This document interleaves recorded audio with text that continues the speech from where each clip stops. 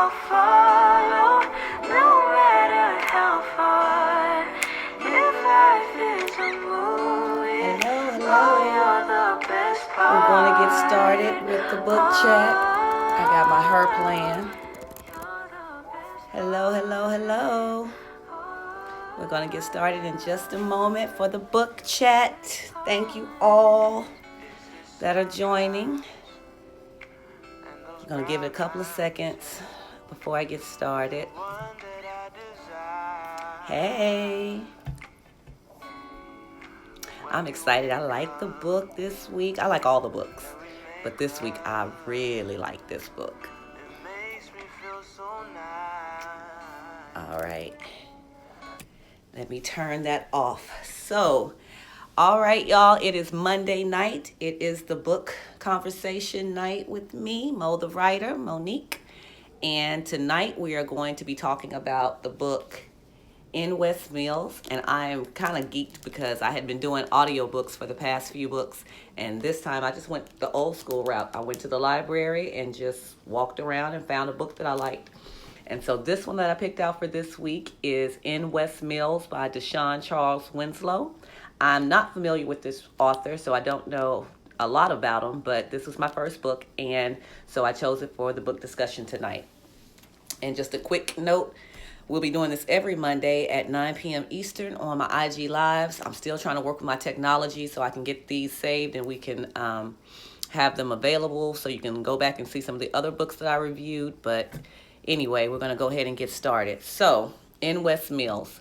In West Mills is a book that I really thought was really well done, and I like the story itself. It's set in West Mills, as the title indicates, West Mills, North Carolina. So, shout out to North Carolina. And it's set basically starting at about 1941, and it takes you through 1987. And the characters in the book, so we have the four main characters. You have Knott. Her real name is Azalea, but all of her friends called her Knott. And they called her Knott because when she was little, she would take the little whatnots off of her mother's little counter and she would ball up when you would try to get them into a little knot. So they called her Knott. And then you have her love interest, who is named Pratt. And then you have some good neighbors and friends. Otis Lee is one of her neighbors. He's like a brother to her. He's a really good friend. And his wife, Pep. And so they all live in this small community in West Mills. And so as I was reading the book, it was really interesting to me because I don't know how many of you, and I assume the whole world, but it's not the whole world. But if you are like a Color Purples type of fan, it kind of reminded me of that just because it gives you that flashback of any of the elders that you might know now, any of your grandmothers or your uncles, your grandparents, things like that, and kind of lets you see how they used to be back in their heyday. So, you meet your elders now, your grandparents, and everybody, at least around my way, everybody goes to church and they're real sweet and calm and all that. But sometimes you meet those older people and you're like, I know you were a firecracker when you were young, baby. I can tell by how you act now that when you were young, you really let them have it. So that's the sort of perspective that you get in this book, because it starts in 1941 when these characters that I just described to you all lived in this community and they were young. And so Knott, the main character, she moves here from a nearby city, and she moves to this town to be a teacher.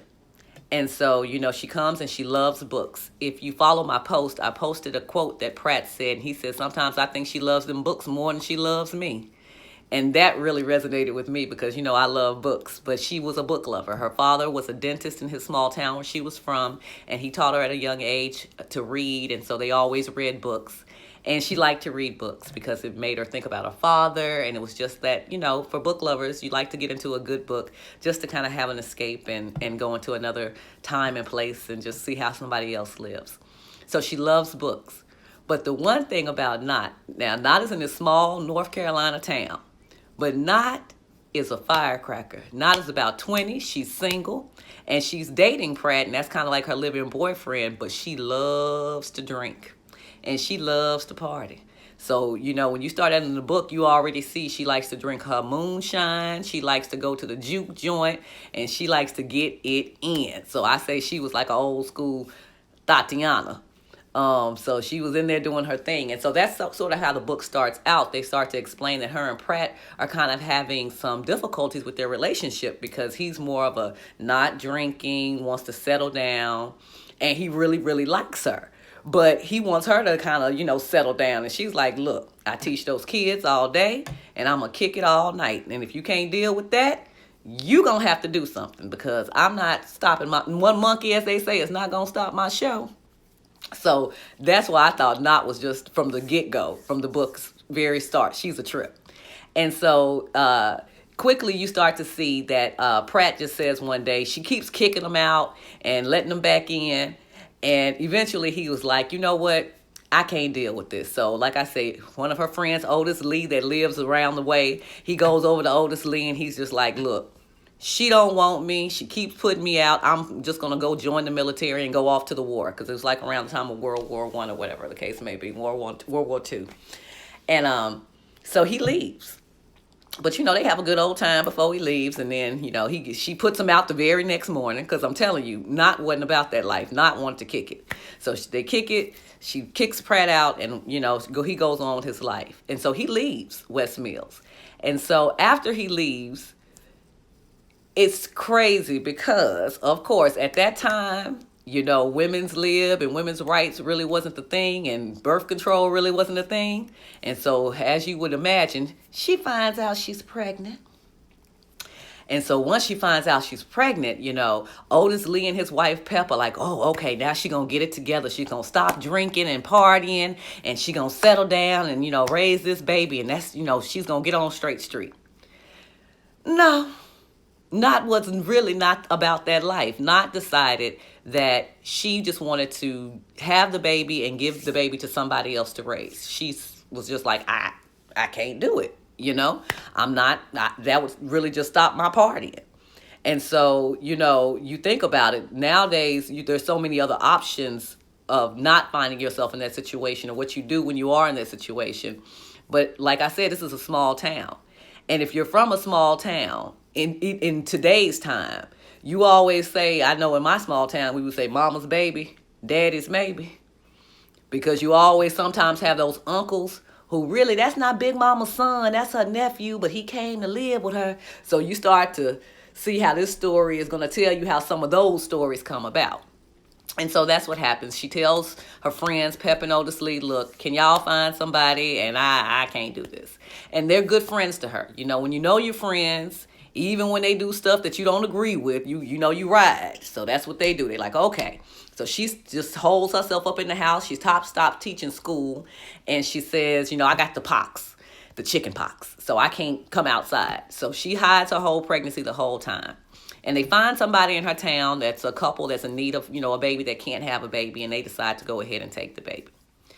So one of the things that happens, and it's very a universal thing, is that even though she's made this decision and she's sticking with her decision, after she has the baby, she does experience some feelings of postpartum or regret.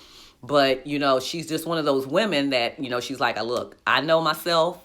I know my character. I know what I want to do with my life. And I just don't see a baby in it. So even though she goes through some emotions, she still goes through with it. She lets them take the baby. But the thing about it is because, you're in a small town and it's a segregated town. So, the blacks got their side on this side of the tracks. So the baby's not going that far.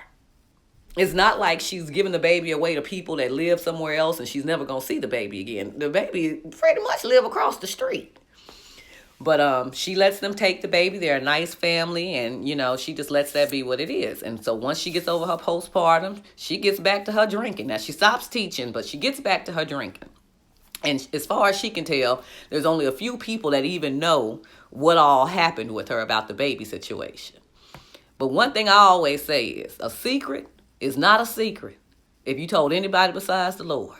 So as you read the book, and like I say, I don't spoil books, but as you read the book, you'll soon see that especially in a small town where everybody knows everybody, it's hard to keep a secret that's significant. So there's a lot of drama around just the idea that she's keeping this secret. Okay, I got an amen in the congregation. So So she goes back after she has this baby and she gets back into the swing of things. She finds a whole another job that she's doing to take care of herself. And she gets back to her moonshine and her juke joint. And she's carrying on the way she carries on. One of her other good friends in the book is named Valley. And he's the bartender, of course. So her and Valley, and Valley is it's really kind of it's just one of those things. Valley, the bartender, is actually gay. And can you imagine in the 1940s in North Carolina, he's a big old gay man. But, he's her friend. He doesn't judge her. She doesn't judge him. And so they make the best of friends. Unlike Otis Lee and Pep, who always are trying to get her to get on the straight and narrow, Valley just lets her live. And she lets Valley live. And so after a time, everything's going fine. She's back to her normal swing of things. And she's in that juke joint. And she's drinking that moonshine. And they still don't have birth control. And she gets pregnant again. So now she's pregnant again. And I'm thinking at this point in the book, I'm like, oh, Lord, she going to have one of these babies and this and that. No. She tells Otis Lee and Pep, can y'all find another good family in the community that wants to raise a baby? Well, they didn't even give her a hard time like I thought they would, because they're her friends. And although they don't like it and they don't want her to do it, they say, okay, and they find another family in the community that wants a baby, that can't have children. And so she gives birth to this baby. And she hides her pregnancy again, and she gives birth to this baby. So now you have her out here, and this is what's going on.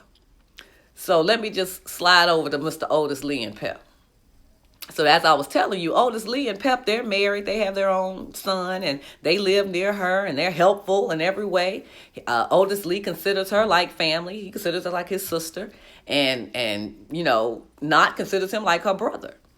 But it's that friendship where it's like they understand that although they're good friends, they would never date each other. They would always that's my brother. But can you imagine if you're married to a man that's getting up in the middle of the night because he wants to go check on his friend because he want to make sure she didn't drink herself to death. He want to make sure that she's not over there depressed.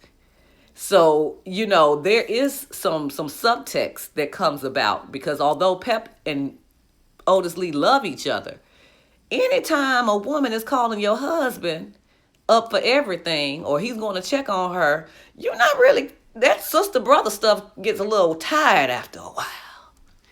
And so that's, that sort of comes up in the whole dialogue of the book as well, is that, she loves, Knott, Pep loves Knott, but at the same time, a woman, when you get married and that's your husband, you have a hard time if his mama call him in the middle of the night, let alone little lady that keep getting pregnant around the way, even though that's his friend. But I will tell you, they maintain friendship throughout the book. But there is some strife with that relationship, because Pep is trying to be the good, that's our friend, right, Otis? And he's like, yeah, that's my girl. And Pep like, okay, all right, that's your girl. So she has this second baby. Hey, Anita. So she has this second baby. And now the other neighbor gets the baby. So now here she is in this city and in this little town. And she's living. And now I'll tell you, now she does. Whenever, she delivered both of Knott's babies. Pep did. Pep, she has a relationship with Knott as well. When he gets up, she's over there. So it's not like he's always going by himself, but it's just there's still that constant. Your husband is attending to the needs of another woman. So like I say, it was as nice as it could be. But at a certain point, a woman that's a wife, that other woman calling, that sister that keeps calling, that's not really a sister, that wears her nerves a little bit. So anyway, she has a second baby. She goes and lets the second baby go. So as time goes along, there are different situations that go on as far as her interaction with the community and how the community starts to change. Because like I said, the book goes from 1941 to 1987. So you have, civil rights movement in there. You got the Vietnam War. You have all of these life events that are going on. And so, she's getting older. And she doesn't get pregnant again. She doesn't have any kids, but she always still drinks. And so at a certain point in the book, they start to give you more pieces as to why. Because, I mean, when you're reading it, you're going to say, oh, this woman is an alcoholic. It's not just, oh, she likes to kick it, or, oh, she drinks on the weekends. No, she wants to drink all the time. And you have to remember, back in these days, drinking when you were pregnant, that really wasn't that big of a deal. So she was drinking during some of these pregnancies, not all the way through because of just her body and being able to, take alcohol like that. But she was a heavy drinker. So, you see some of the reasons why. You start to get some background on her family's relationships. And like I said, some of these things that they consider to be secrets amongst them, because it's not just the secrets of how she's had these children that she's given away. She also knows some things about the people in the community that they don't know about, including Otis Lee. And so it's one of those things, and when you're in a small town, people love to gossip. They love to tell through the grapevine about this one and that one. And a lot of times when they whisper what they know, somebody else is on the other side of the city whispering what they know. And so that's sort of a theme that starts to happen as well. But she keeps his secrets, and she keeps things that she knows that he doesn't know, meaning Knott and Otis Lee, because she knows some of the things that she knows about him would hurt him, and it would hurt him deeply. And he's a really, really nice man. Like, he never tries her. But she doesn't want to tell him things that she knows about him because she knows it'll hurt him. And if you have a really good friend, sometimes you just say, you know what, I'm going to have to be surprised with everybody else when the cat get out the bag. Because I can't tell my friend that, because that'll hurt them. So that's sort of another dynamic of their friendship. So anyway, time goes along, and like I said, the kids don't live that far. She knows the parents. And so one day, one of her children that lives across the street comes over and says, Miss Knott. And she's like, looking like, yeah. And the baby says, we should be best friends. And she's just looking like, what? Why is this little kid telling me we need to be best friends? But it also kind of makes her laugh, because I'm sure if you have children or you're around children, especially when they're your own, and you see them do something that reminds you so much of yourself. And that was Knott's personality. She was, as you could tell, she was sassy. She was a firecracker. She spoke her mind. And so to see her child come over and just decide out the blue, we need to be best friends. And so she says, well, we can't be best friends. You ever see a grown woman with a little kid as a best friend? And the baby just looked like, well, and she says, we can be best friends maybe when you get older. And the baby said, well, that takes too long, and walks off. And so she just gets tickled because she's just looking at this child like, yep, that's my baby. So so time goes along and the kids start to grow up. And sure enough, when they get old enough, she does form relationships with the children to a certain degree. For the most part, her first child that she had, and I'm purposely not saying what gender, but her first child that she has, like I said, lives across the street. And they do form a friendship. And she never questioned it because, like I said, they were a small community. Everybody knew each other. And so it wasn't too far-fetched that she would know this child as well. And so they form a friendship. But as time goes along, because they're in a small town, the two children that she has, they're only a year apart. They actually start to have friction between each other. And when that happens, Pep and Otis Lee are looking at her like, you need to go do something. Your kids are out here acting crazy with each other. And she's conflicted, but she's not real conflicted, because she's just resigned within herself. Look, I gave my kids away. They were raised, in this place, and they don't know me as their mother. Who am I to step in and try to assert myself as somebody that's going to reprimand them and tell them what to do? And so she leaves it alone. And she just says, you know what? One of them ended up moving away. So she's like, they figured it out. You know what I'm saying? They figured it out. I don't have to worry with it. But eventually, the one that moves away comes back. And so there's still some ongoing strife. And so as the story moves along, what you find is that with Otis Lee, like I said, she not knows some secrets about him, because everybody knows everybody and everybody related to everybody. And he throughout this time has had his mother and his grandmother, who also lived near them, and they were, involved in their lives. What's revealed throughout the book is that the thing that he doesn't know is that his grandmother really isn't his grandmother, and his mother really isn't his mother. And so while he's trying to get Knott to, not give away her children, and while he's trying to get her, to have a relationship, he doesn't even understand that he's actually somewhat in the same situation. And he doesn't know that. So it's just ironic in the book that you see him advocating for this relationship and advocating for her to keep her children, and not knowing that if once he realizes his own heritage, he was in the same situation. But I say, ain't that a small town? So you go through the book and they start to give you revelations about who his real people are, who his real mother is. And that's just something, like I said, Knott had found it out a long time ago, but she never wanted to hurt him. And he really, really loved his grandmother and his mother. And so she didn't want to hurt him with the truth of telling him that the people that you love have not been honest with you. Because although they weren't honest with him, it was never maliciously misleading him or lying to him.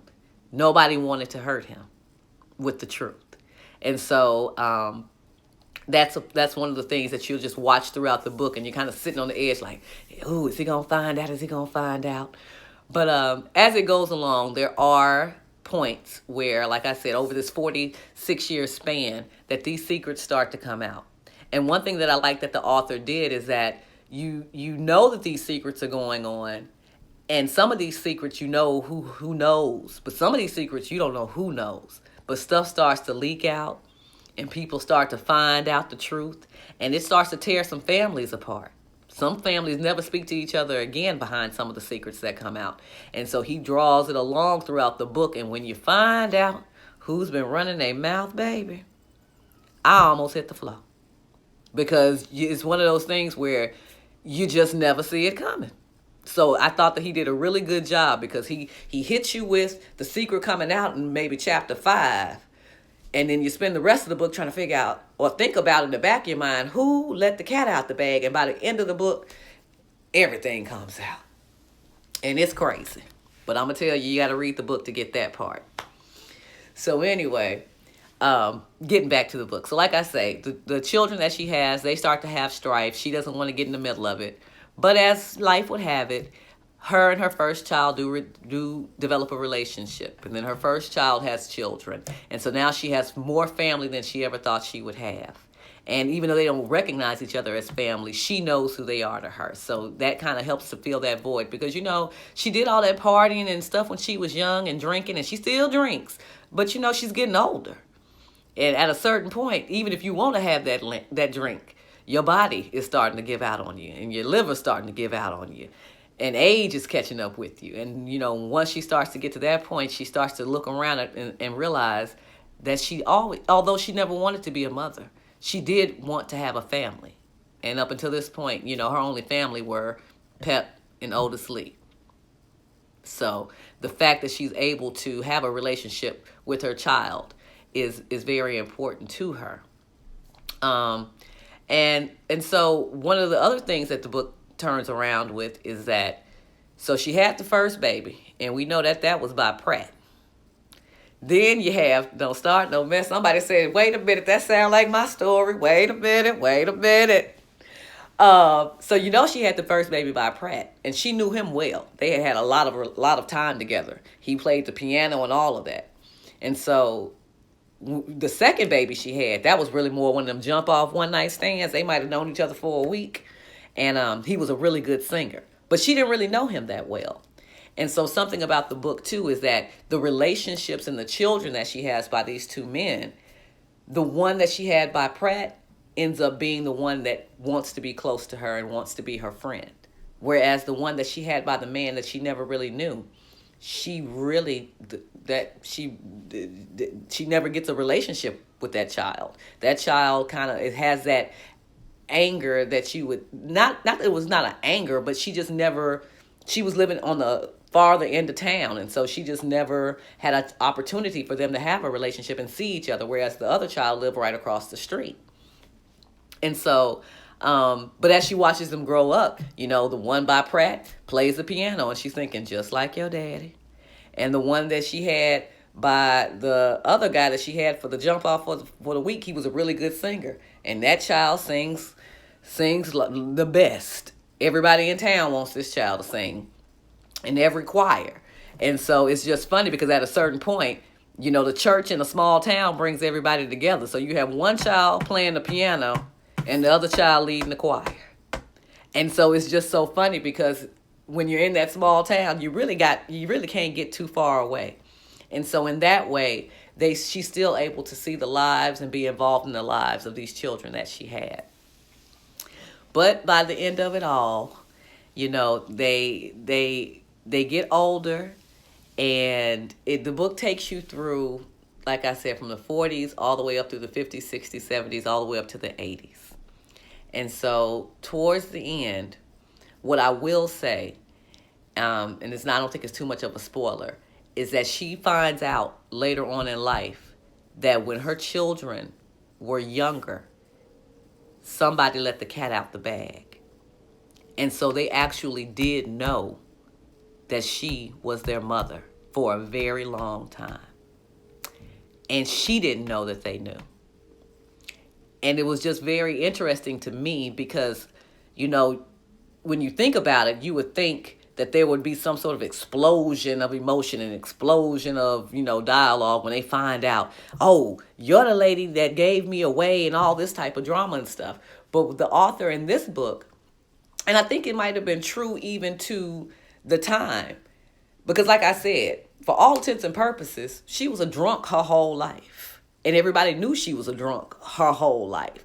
So I think what the author of the book was demonstrating was that the kids recognized that although this is my mother, I can look at her and tell she was honest with herself and knew she was in no position to be a mother. And so her thing always was, I gave my children away, but I gave them to good families that wanted kids, that were going to do right by them and raise them in a good family and give them opportunities, and they wanted to be parents. And so I think that it was some acknowledgement on the kids' part that they did see that she was really in no condition to take care of them. And so it wasn't like, oh, why didn't you keep me? It kind of was like, yeah, my mama was the town drunk, so I'm kind of glad she gave me away to people that had more sense. But I think, too, that for the oldest child, I think that they felt a little more sorry for her and a little bit more understanding of it. Whereas the second child, I think that although she looked at her and said, yes, she a drunk, the child still had some feelings of, well, you should have got your life together because you had a baby. And if you have a baby, you should have got your life together. And I mean, in a perfect world, that's what you would like to think that somebody who's not prepared to have kids would do. But we all know that's not always the case. Because you see plenty of people that you look at them and say, you were a mess before you had kids. And when you had your kids, you're still a mess. And now you're just a mess with kids. And so I think that it was an honest story. It wasn't one of those fairy tales of, oh, she stopped drinking and she started walking prim and proper. No, she was drunk the whole time. And so I think that her children just looked at that and they took that in and they kind of interpreted it in their own way and resolved within themselves how they felt about it. And so by the time they get to be older, Pratt actually comes back. They all thought he had died in the war, but he comes back. And so he's able, because he never had children. And although he got married, he wasn't married when he came back. And so he and Knott kind of reconcile. And they still live in separate houses because she's still just as ornery as she was when they were in their 20s. And she still is like, I might come over your house every day and I might spend the night 5 days out the week, but I still got my own key to my own house. So when I get tired of hearing your junk, your mess, I can go unlock my own door. And so they still have that relationship. And that's why I say when you see these older people, sometimes they're all timid and quiet and, bless you and praise God. But then you see some of these older people and you can tell you have been raised in hell since 1945. And so that's how she was. And so even when Pratt came back, by this time, life has happened. So much life has happened. And, they're at an age where he's just like, look, I've loved her. I've always loved her. But it does get explosive a little bit when he finds out that he had the baby that he didn't know about. But she was like, look, we thought you were dead. What you want us to do? But once he's able to come into the realization that he does have a family. And like I said, the children do know that they have parents and she was their mother.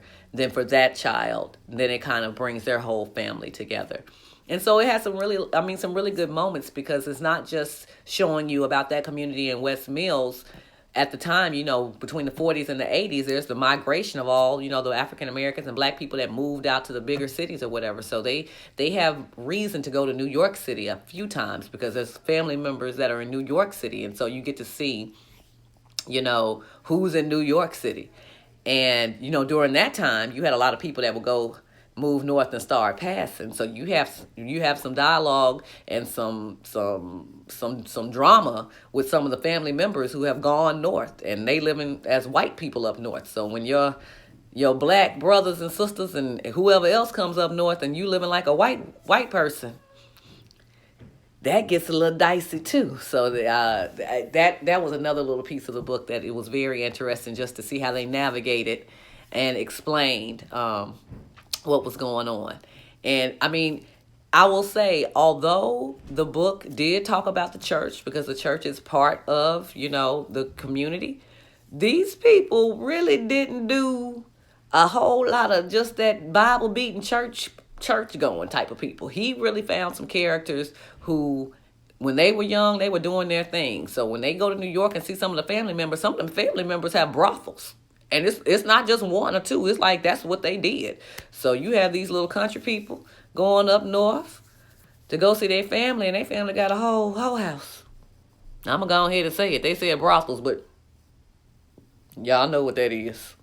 So, yeah, so that was funny, just to see the dynamics of how he just created these characters, and he didn't just make them flat and, upstanding their whole lives and never did anything wrong or anything like that. And I think a lot of times that when you see older people, they would lead you to believe that they just always have lived these lives of the straight and narrow.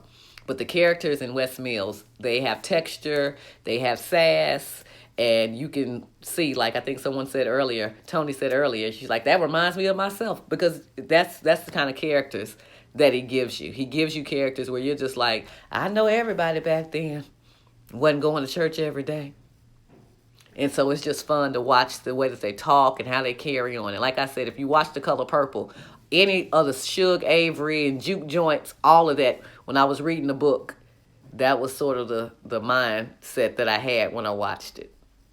So I enjoyed the book. I'm not sure if the author has any other books that he's written other than this one. This might be his first one, but I enjoyed the book. So if he has any other books, I'll probably check those out too.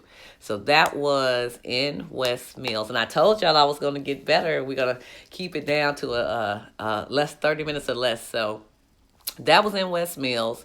I've been trying to read for next week, and I started a book, but I'm not quite sold yet. It's the one I want to share with you guys. So I'm not going to be able to tell you right now which book I'll be doing next week. But once I pin that down, check my post, I'll let you know which book I'm going to read next week.